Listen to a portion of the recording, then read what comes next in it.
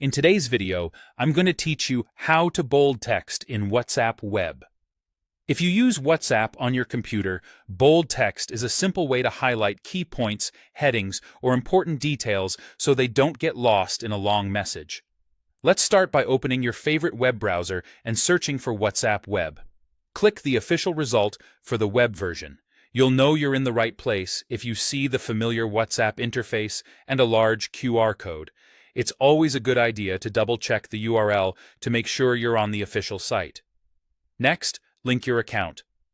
The quickest way is to open WhatsApp on your phone, choose the option to link a device, and scan the QR code on your computer screen. If you see an alternative sign-in method on the page, you can use that instead. Keep your phone nearby and connected to the internet during this step to avoid any issues. Once you're in, you should see your chats load on the left side.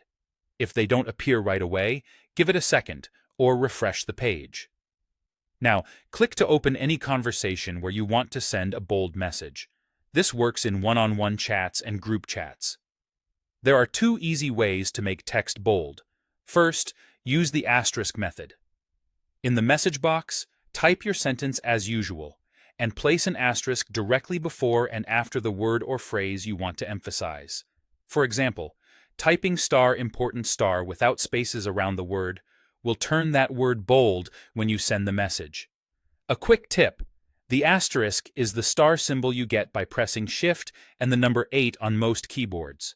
Make sure there's no space between the asterisks and the text, or it won't format. If you prefer a visual approach, you can use the built-in formatting menu. Type your message in the chat box first. Then select the specific text you want to format by double-clicking a word or clicking and dragging over a phrase.